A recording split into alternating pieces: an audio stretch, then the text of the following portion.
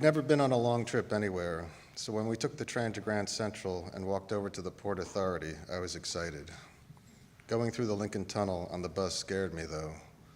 All I could think of was all that water on top of us.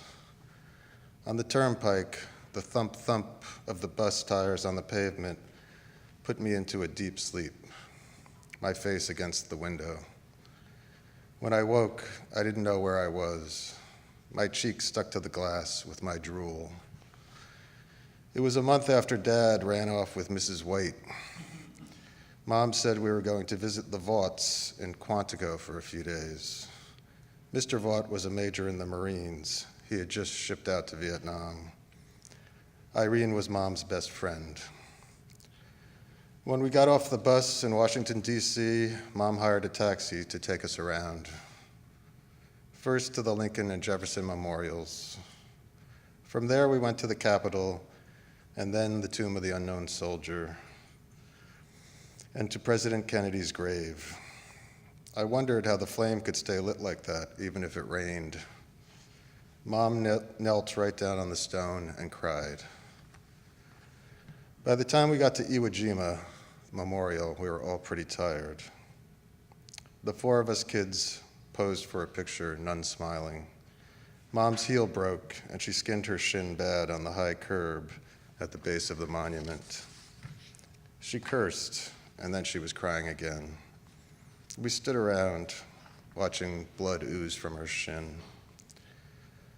In Quantico, the Vaughts were living in a little house on the Marine base. It wasn't what I thought it would be. No soldiers with guns or tanks. Just lots of these little houses that all looked the same. There were no trees and hardly any grass. Behind the house was the Potomac River. The four of us walked down to the water with Kevin and Mike Vaught. The river was brown, and the bank was flat, dried mud that seemed to go on and on. I went off with Kevin to collect bottles. We lined them up on top of a rusty old refrigerator, throwing rocks until we broke all of them. The others kept walking along the river. They came running when they found an unopened quart of Hawaiian punch. Thinking it a great treasure, we carried it all the way back to the house to show our moms. Mrs. Vaught threw it in the garbage. The next day, Mom and Irene were huddled over their cups of tea in the kitchen, blue smoke from their Salems filling the room. After we had our bowls of cereal, they told us to go outside. Down the street was a small playground with a set of swings and a crooked slide. My older sister Jeannie got on the one good swing and wouldn't get off. We all yelled at her to let us have a turn. She just kept swinging, not looking at anyone, ignoring us. Finally, she jumped off and I got on. She ran into the house and came back out with Mom. Let your sister have a turn. She was just on it for like an hour. Let her have a turn. But she just got off. Mom grabbed the chain, jerking the swing to a stop. Get in the house now. I ran into the bedroom and climbed onto the top bunk.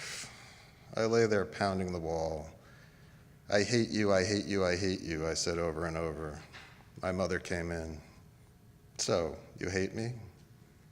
I hate her, I said. We both knew I was lying. Turning to face the wall again, I started sobbing. I couldn't stop. I buried my face in the blankets, my shoulders shaking. When I turned around again, Mom was gone.